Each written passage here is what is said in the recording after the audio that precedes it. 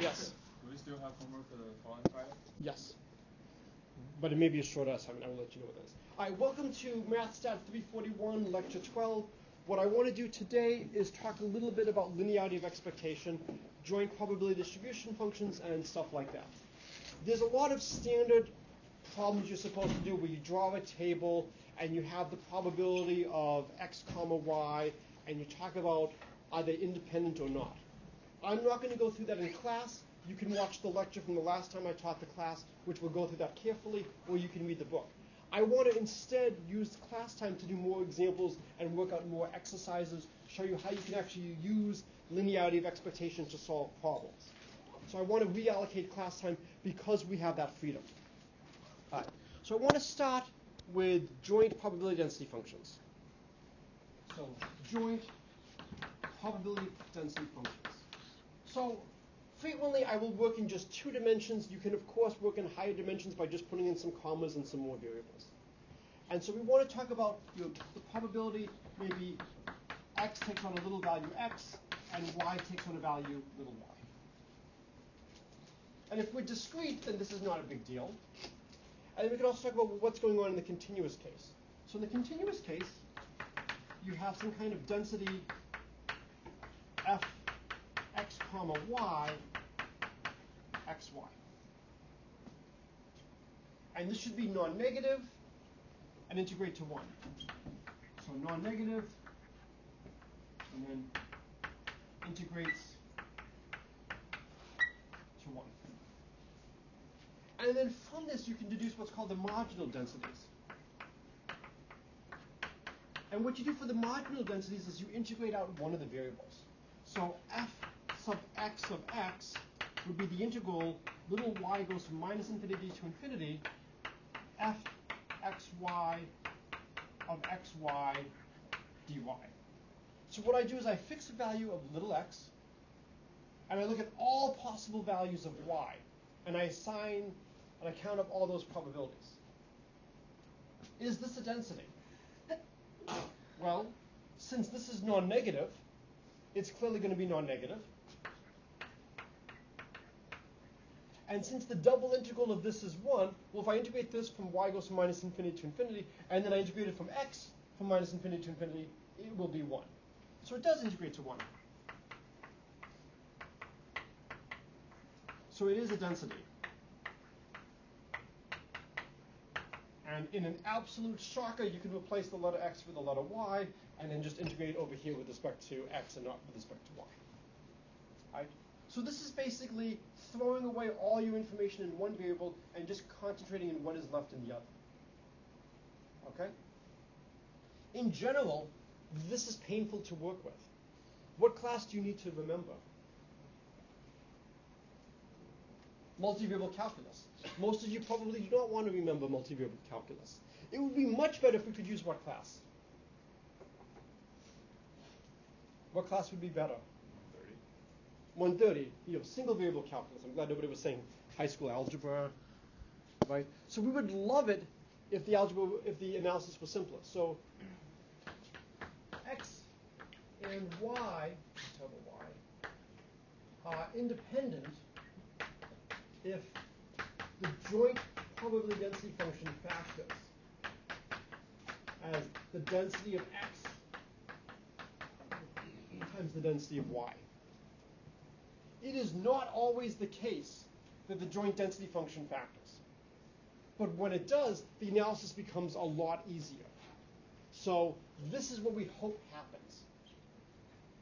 And frequently we will assume that we are in a situation where the random variables are independent. Okay? So we will often study sums. Maybe x is x1 plus x2. And one question might be, if I know x1 and x2, if I know their distribution, if I know their probability density functions, do I know the probability density function for big X? And the answer is, in principle, yes. In practice, maybe not. This is where the central limit theorem starts to kick in. If I start adding more and more and more terms, frequently these sums will converge to having a nice limiting behavior.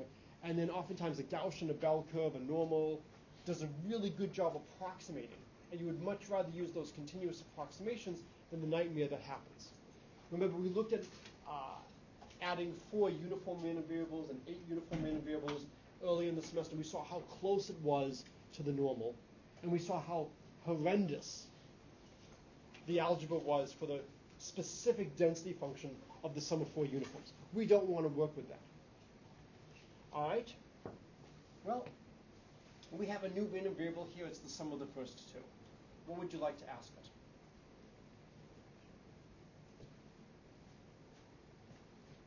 What would you like to ask it? What's its mean? Right. What is your mean? This is the first question we always ask. So you want to calculate what is the expected value of x. And then if life is good, the expected value of a sum would be the sum of the expected values. And fortunately, life is good. So this is the big theorem. It's called linearity of expectation. Okay? And so you can write it in tremendous generality. Let's say you have, x1, xn are random variables. Let's let x equal, g1 of x1 plus gn of xn. Then the expected value of x is the expected value of gx1 plus the expected value of gxn. Actually, g1 for gn, because I'm not assuming that they're all the same functions. At least if all expectations are finite. And remember, we dealt with this issue when we looked at the Cauchy distribution the last time. It wasn't enough that the integral be finite. We wanted the integral, the absolute value, to be finite, and then we could look at the integral. Because otherwise we have an improper integral, and it could matter how you go to infinity. We saw for the Cauchy distribution, if you integrated from minus a to a, it was 0 for the mean. But if you integrated from minus a to 2a, you got something converging to the log of 2. So this is what I mean by things being finite. There's a certain assumption that I did not make about these random variables. What assumption am I not making? I'm not assuming that they're independent. That's what makes this such an awesome theorem. When we get to variances, unfortunately, you do need an assumption about the independence to have a similar theorem that the variance of a sum is the sum of the variances. So how many of you have taken stats? What do you have to worry about if they're not independent? You have to worry about covariance and correlations, right? We will not worry about any of those if they're independent. All those terms will drop out. If you haven't seen those terms, don't worry. All right, so what I want to do now is I want to give you a sense of why this theorem is true, and then I want to use the rest of the class time to do some good examples with it. Okay. So this will also be a chance to just write a proof down carefully and look at all the steps. So proof. Without loss of generality, I'm going to assume x is just it's just x1 plus x2. If I have more terms, I'm going to win by grouping. If more terms, we can group. So if I had, x1 plus x2 plus x3, I would first group like this. And then by the inductive assumption, I now know we have a sum of 2 terms. This is going to be the expected value of this is just the expected value of x1 plus the expected value of x2. And now I would have this new thing, let's call it x12 plus x3. And then if I had more terms, I could just keep grouping and grouping and grouping. So it's really not that much of an assumption to do the argument when we just have 2 items. The next thing is, instead of doing x1, I technically should do g of x1. Well, that's just a new random variable. So I'm really not going to worry about putting g's here. The argument will be similar. I'm going to just do this special case, and the other case is going to follow by essentially the same arguments. So you want to get comfortable in when you can make statements like this. Now, without loss of generality, it suffices to study this, because if I can understand this case, then I can understand everything else. On an exam, make sure you put down all of your steps clearly. On homeworks, try to put down all of your steps clearly so people can follow what you're doing. All right. Is everybody fine with the grouping? All right. So now let's look at the proof. So we want to calculate the expected value of x. This is going to be the integral from minus infinity to infinity of x times its density dx. Okay. Well, we don't really know what the density is. We know f x1, x2. We know the joint PDF. The joint PDF of x1 and x2.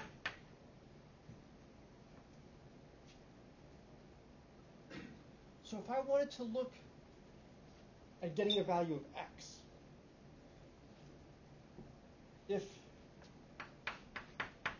x1 plus x2 equals x, and x1 equals little x1, then what does x2 have to equal?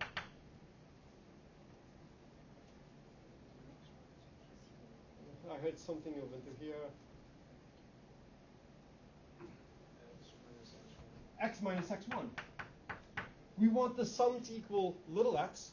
If the first one equals x1, then the second one has to equal x minus x1. So I claim that it's enough to study the following. The expected value is the integral little x goes from minus infinity to infinity. Then I would have the integral x1 goes from minus infinity to infinity, x. Then I would have f x1, x2 at x1, x minus x1, dx1.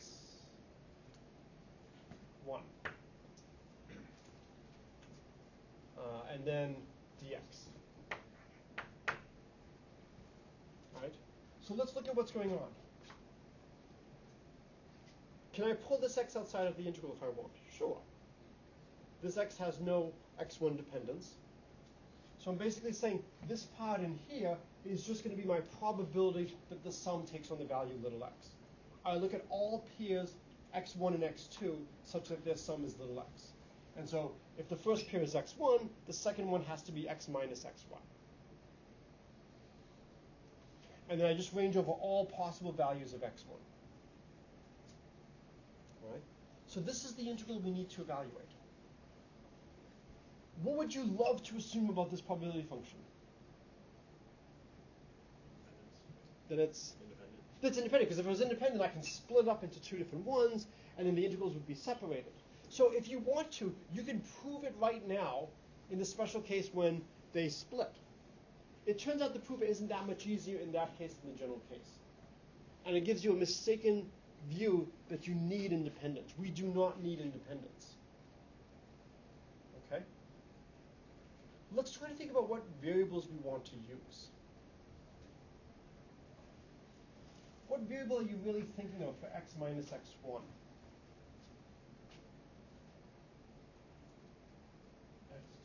Yeah, you're really thinking this is really my x2.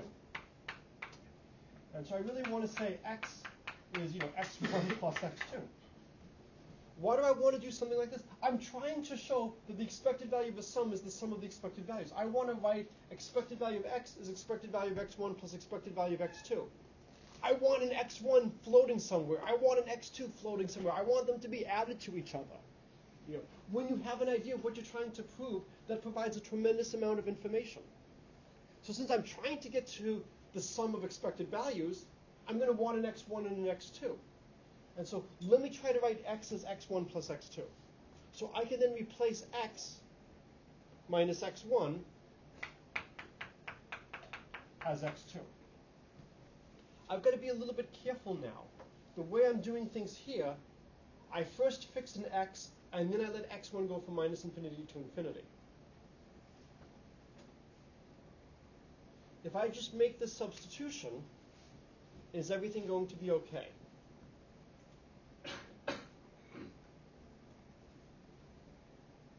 What's the range of x2 going to be?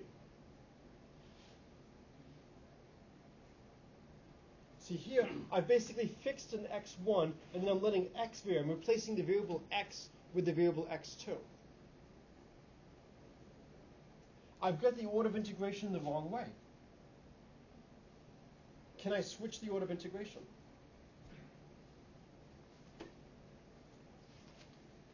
So as long as the integral of the absolute value is finite, I can do it. And so the way you do these proofs rigorously is you first do all the algebra and make sure it works. And then you do a search and replace, and you just put absolute values everywhere and show that it will work with that. And then that will justify all the steps that you're doing. So I'll talk about putting in the absolute values in a little bit. Let's just continue to do the algebra and see what happens. But it can be justified here if the expected values all exist and are finite. Okay. So I want to make sure I have plenty of room because the equations are going to get a little long. And then once we have this, it'll be amazing how many problems this solves. All right. So we now have the expected value of x is going to be the integral. x1 goes from minus infinity to infinity, and then x goes from minus infinity to infinity of x f sub x1, x2 of x1, x minus x1, dx dx1. Now we change, and we let x2 equal x minus x1, so dx2 is dx. Remember, we've fixed x1, and because x1 is fixed, we can now do this change. And so now we get the integral x1 goes from minus infinity to infinity, the integral x2 goes from minus infinity to infinity. X is now just x1 plus x2, f x1, x2, x1, x2, dx2, dx1.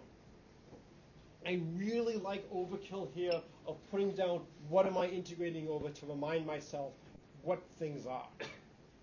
I have a double integral of a sum. What's the double integral of a sum? So double integral of a sum is? Yes? Like to be the sum of the double integrals. It would be the sum of the double integrals, right? This is just the linearity of integration. So this then becomes the integral x1 goes from minus infinity to infinity, so much come to right, x2 goes from minus infinity to infinity of x1, f x1, x2, x1, x2, dx2, dx1, plus, can people just allow me to do this and say similar? Then I'll just work on the first term, and the analysis for the first term works on the second. I don't want to spend the entire class just going through the same algebra again and again and again. The only thing that's over here is I now have an x2 rather than x1. You handle the two terms analogously. All right, we have a double integral. Which would you like to integrate here first, with respect to x2 or with respect to x1?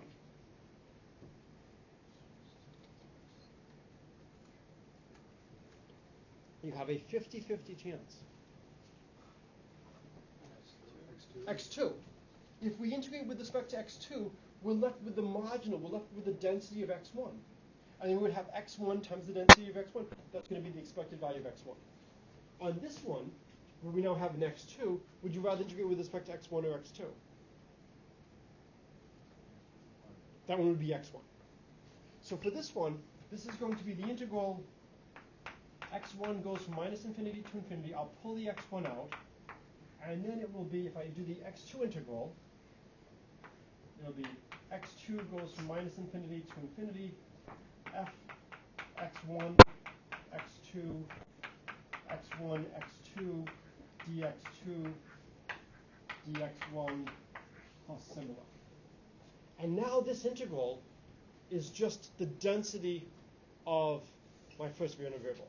So it's just going to be now the integral x1 goes from minus infinity to infinity of x1 times the density function of x1 dx1 plus something similar. And now that's just the expected value of x1 plus the expected value of x2. And you put in the little filled-in box to indicate you've reached the end of the proof. Okay? And we've now gotten to the point where we can see the expectations coming in.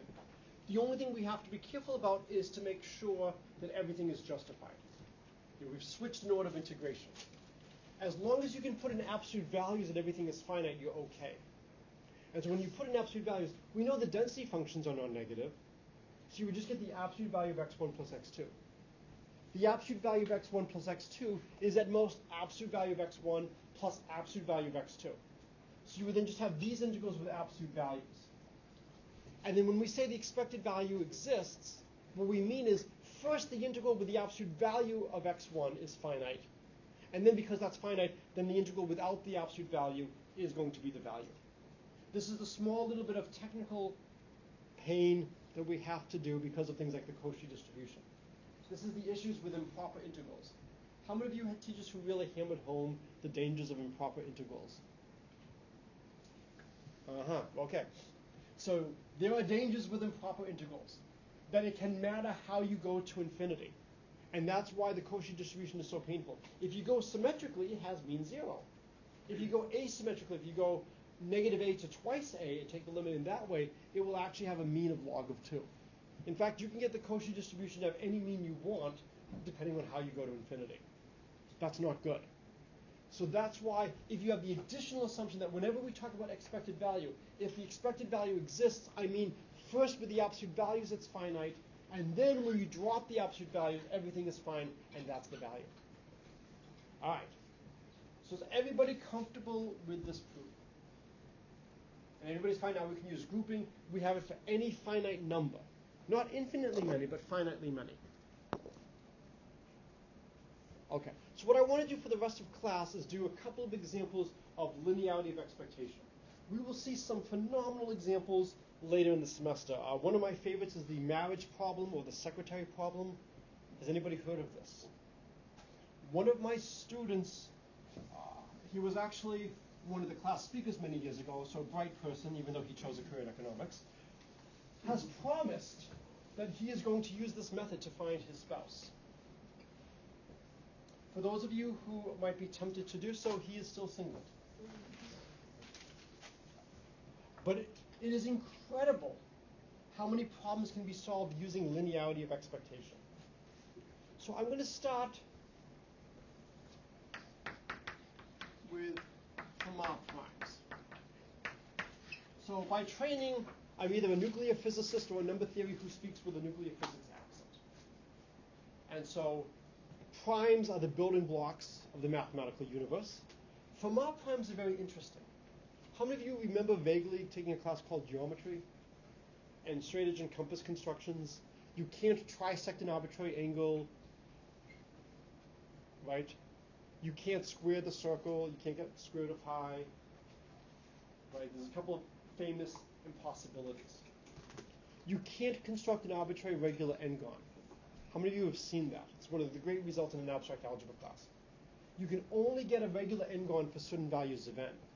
N must be of the form 2 to the k, P1, P2, PR, where each pi is a Fermat prime. And the reason is we can always bisect an angle. That's not a problem. And then the Fermat primes are numbers of the form 2 to the m plus 1. Well, it turns out if m is composite, it turns out that you can factor these numbers. So it turns out that the only chance this has of being prime is numbers of the form 2 to the 2 to the n plus 1. Right now it doesn't really matter. We'll just look at these numbers. We will call them Fermat primes named after Fermat. Okay? So let's calculate a few Fermat primes. I have my handy dandy computer just in case. I will load Mathematica. All right. What's the first value of n I should take? 0. All right. 2 to the 0 is 1. Right? So we get 3. Can you construct a regular 3-gon? Yes, equal out triangle. We know how to do that. All right, next is n equals 1. What do we get? 5. You can construct a regular pentagon. What's the next n? So what's the next one? 2, and we get? You can construct the regular 17-gon. Gauss was so proud of this that he has this on his tombstone. And my son, whenever possible, chooses 17 as his number in sports. You can tell who's influenced him. Okay? How about 3? A lot of people know this one. 257. 4. 65,537. Who said that? Excellent. Email me. Did you calculate this or do you remember this? Aye. There is allegedly somewhere in the archives, I think at Göttingen University, the explicit construction of the 65,537 regular polygon with straight edge and compass, with all the pages and all the constructions. Just because something is doable does not mean you should do it. Okay? Is there a way to prove that for a given number you can construct a regular polygon Yes. of it without actually constructing it? Yes. I mean, you have a procedure that you could make explicit. So the procedure does tell you, and somebody just said, oh, I want to do this. All of these numbers are prime. What would you conjecture? It may be wrong, but you should be conjecturing something right now. If you're not, the data, you're not interpreting it properly. What should you be conjecturing? Yes? That all the going to be prime for every n. Yes, that it's always prime. Turns out we believe that these are it. I will give you a heuristic argument that the number of Fermat primes is about 3. What's an issue with that heuristic argument? I'm sorry? There's 5 on the Yeah, there's 5 on the board. So I'm going to show you that we expect there to be about 3 of them that are prime. So again, it's a heuristic argument. It's going to be making some approximations. But the key thing is it's going to give a finite number, and it's going to give a finite number of around 3. And this is where linearity of expectation comes into play. So the prime number theorem tells us that the number of primes, unless they go to x, is approximately x over log x. So the probability that n is prime is approximately 1 over log n. So we're going to just take this as a given. Now, if a number n is prime, what's the probability the next number is prime? 0, unless n happens to be 2, or 1, right there. We will assume independence. Well, actually, we don't even need to assume independence because we have linearity of expectation. Let's let x be x1 plus xn, where xk is equal to 1 with probability 1 over log k, and 0 with probability 1 minus 1 over log k. So one of the reasons I like this problem is I can start to introduce some really good tools from probability. These are called binary indicator variables.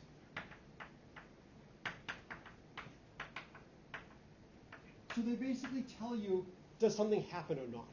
It's 1 if it happens, it's 0 if it doesn't happen. And then if I sum all of them, that should tell me how many primes I have.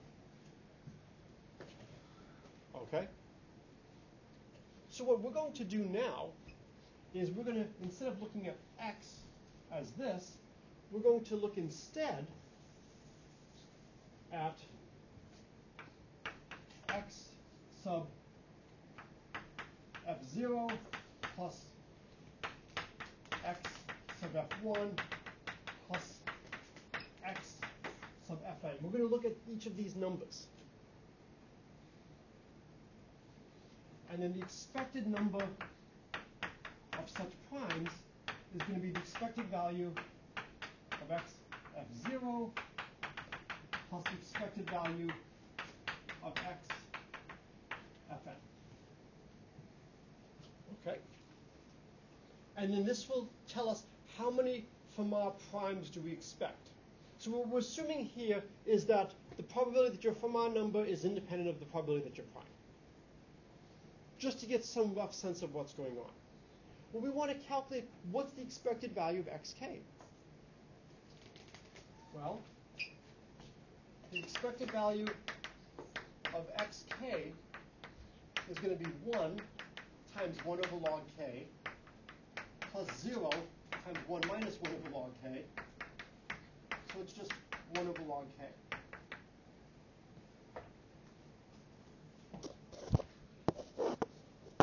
Okay? So that's going to be the probability that xk,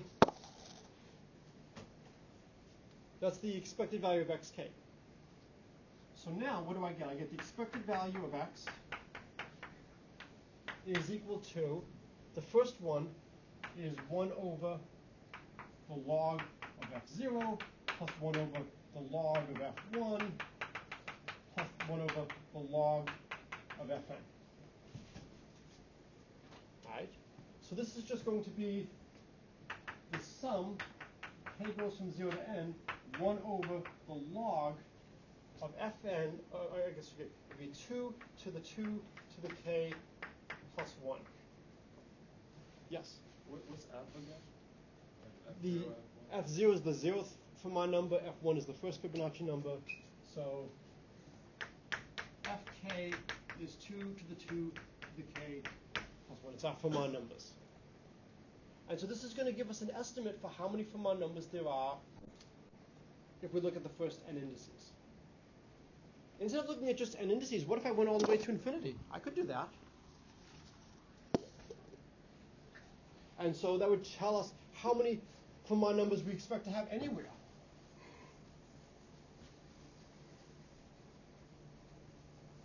So we could even look at, if we wanted to sum k goes from 0 to infinity, 1 over the log of 2 to the 2 to the k plus 1. And here's where I'm going to just start making approximations. What's the first thing I should do to make this nicer? Yeah, drop the 1. For small values of k, it's going to affect things. But, So if I wanted to do a better job, for k small, I would just compute this by brute force. And as an exercise, I urge you to just do this calculation. This is approximately the sum k goes from 0 to infinity of 1 over the log of 2 to the 2 to the k. Does that make things larger or smaller to drop the plus 1? Larger. So in fact, we even know that this would be an upper bound. What's the log of 2 to the 2 to the... Well, that's just going to be equal to the sum, k goes from 0 to infinity, of 1 over 2 to the k log 2, just by the law of powers, right? So this is equal to 1 over log 2, and then the sum, k goes from 0 to infinity, of 1 over 2 to the k. Well, what is the sum of 1 over 2 to the k? K goes from 0 to infinity. It's 2. You have 1 plus a half plus a fourth plus an eighth. So this is just going to be 2 over log 2. And so if you do the calculation, 2 divided by the log of 2 is approximately 2.88. So I predict there should be about 3 Fermat primes. What do you think? Did I do a good job? This is your chance to grade the professor. Yes? I feel suspicious because we know that there are at least 5, which means that our heuristic might be making assumptions about And again, the issue is what's going on for small values. Small values, things can be a little bit misleading. The density is actually a little bit higher for primes for small values before things really start settling in. But the point of an argument like this is we're getting a small finite number. We're getting a number like 3. We're not getting something that grows as n gets large. So the point from this is we predict that there are only finitely many from our primes. And the value we get is not horrible. 3 is not horribly far off from 5. It's not perfect, but it's not terrible. So overall, I would actually say this does a terrific job, and this introduces a lot of really good concepts. It's nice to be the professor. You can give yourself a good grade. It introduces a lot of good concepts that we will use again and again in the class. How do we analyze something complicated? We analyze something complicated by breaking it up into simpler parts. And for each one of these, we have an indicator random variable, on, off, yes, no, is it not? Yes? How did you go from that second to last part of the equation on the Right left here? side, on the left side? This side? Yeah. Okay, so just by, So we're right here? the next one? Right here? There to the final. Oh, so it's just, what is this sum? This is the sum of a geometric series. It's 1 plus a half plus a fourth plus an eighth.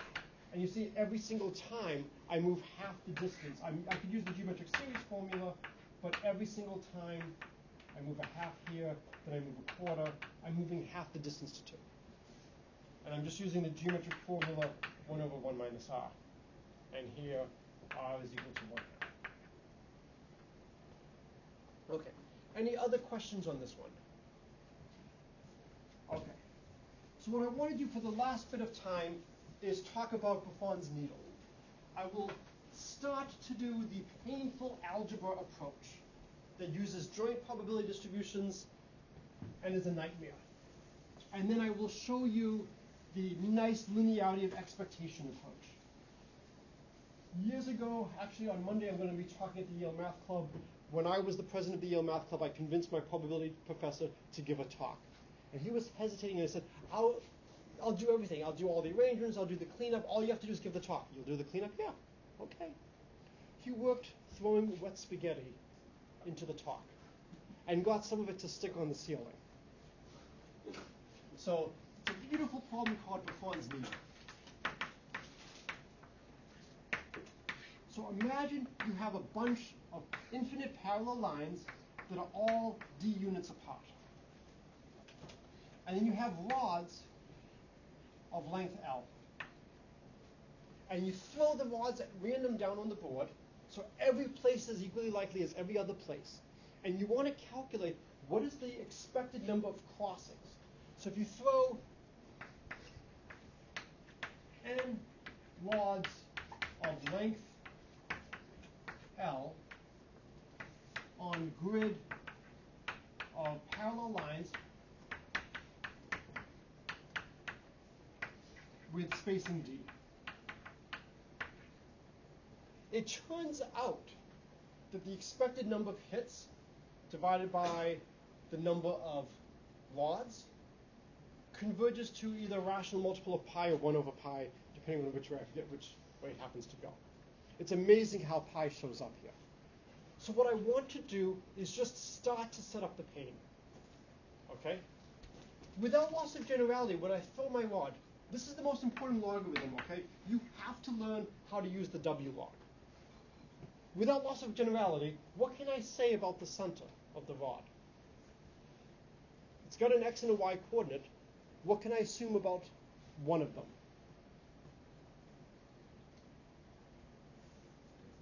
Yeah, which one is 0, the x or the y? Y. The y. Without loss of generality, look, let's draw the x-axis here. Let's draw the y-axis going through maybe one of the lines. Without loss of generality, I can assume the rod lands with its center on one of these lines because it has vertical symmetry. I can shift it up and down. So now I know my rod lands somewhere. So what I'll do is maybe this is the point 0, 0. I'll blow things up a little bit. Here's 0, here's D. My rod lands over here at some point X. It has length L. So my rod looks like this. So I need two variables to specify it. One is the angle X. What's the other variable? One is the length x. Really slipped on that one.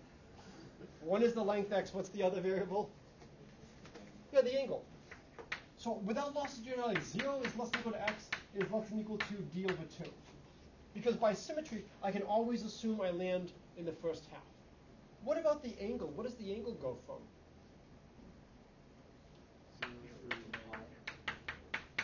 0 through pi. If I'm over here, this is pi over. Okay, so this is 0. This is pi over 2. Now I'm starting to go backwards like this. Maybe I don't even have to worry about going backwards. Maybe we can do some kind of symmetry argument. But let's go from 0 to pi. So now what you want to do is you want to figure out what should the joint probability density be. F of x capital theta of x theta. And then for each pair x and theta, you want to calculate what's the probability you hit a line. Well, I know what this length is. This length here is L over 2. Right? So if I drop this down here, this part over here is L over 2 cosine theta. So I hit this rod, this line over here, if L over 2 cosine theta is greater than x. So you hit if L over 2 cosine theta is greater than x. And without loss of generality, let's assume that the rod L is less than d. So because the rod length is less than d, I can't hit two lines. I don't have to worry about that. Have fun. Enjoy. Okay? You've got enough information to calculate the joint probability density function. If you want to make sure you understand the material, great exercise to do. You can then calculate, oh good, your integration bounds will possibly depend on the arctangent of theta. Wonderful. I'm sorry, the arccosine of theta. There might be a better way, a better ordering to do the integrations. One order might be nice, one order might be painful. That is the key idea in multivariable calculus, is switch orders of integration. The goal of this problem is to show you that you don't want to do this. The great mathematician Paul Ehrlich said you do not need to believe in God to be a mathematician, but what do you need to believe in? Anybody know? You have to believe in the book. So the supreme being has a book of the ultimate proofs of every result. The highest praise you can give someone is, that's a proof from the book. And there is a couple of friends of his actually wrote a book called Proofs from the Book and collected what they thought were the nicest proofs of a lot of math results. If anybody's looking for a good colloquium talk, this is a wonderful source of things to do. Instead of throwing down rods, let's throw down any shapes. What kind of shape do you like? What's a nice shape? Yes. Circles. What would you like to choose the radius or the diameter of the circle to be? 2D. If you throw down a circle of diameter 2D, no matter where you throw it, well, that's probably drawn, if you draw it well, it will always hit exactly twice. So if L equals 2D implies 2 hits. Yes? Oh no, so I want the perimeter. I want the diameter to be D, right? So I want L to be D. Sorry. Oh no. Okay, sorry. For me, L is the perimeter. It's the length. So the length is 2 pi times the radius, and I want twice the radius to equal D. Right? So if I want twice the radius to be d and I want L to be 2 pi r, then this means L is equal to pi d. So I want L, so if the length is equal to pi d, then I have exactly 2 hits. Okay? I will send you a link so you can go through all the algebra carefully. Now I'm talking about linearity of expectation. Okay? If I take a circle, I can approximate the circle as a regular n-gon. And if you take each one of these, they're going to be a very small length, they'll be smaller than D. And each one of these, as the n increases, will go through all possible angles. And by linearity of expectation, it doesn't matter if I bundle them all together. The expected value of the sum is the sum of the expected values. So if I take all of these rods at all these different angles, if I fix the angle and just throw them down, by linearity of expectation, it's going to be the same thing. This is one of the more advanced applications of linearity of expectation.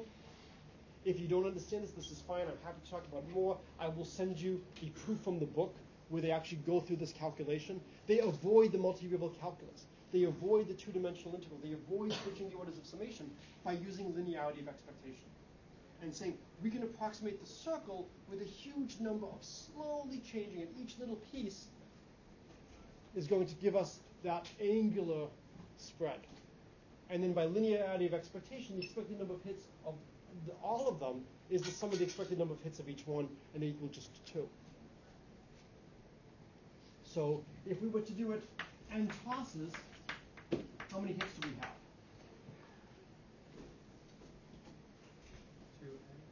So we would have 2n hits. Okay? And so I will leave you to figure out how you can get a ratio for pi by looking at number of tosses divided by number of hits. The last thing I want to just briefly remark is the functional form of the answer. It has to be a function of L over D or D over L. And the reason is if I double D and I double L, can I see any difference in behavior? No, it's like changing if I want from meters to feet. So you know at the end of the day, whatever answer you get has to be independent of, can only depend on the ratio of L over D. So there's a lot of stuff here today, a lot of great applications. We will do many more problems with linearity of expectation.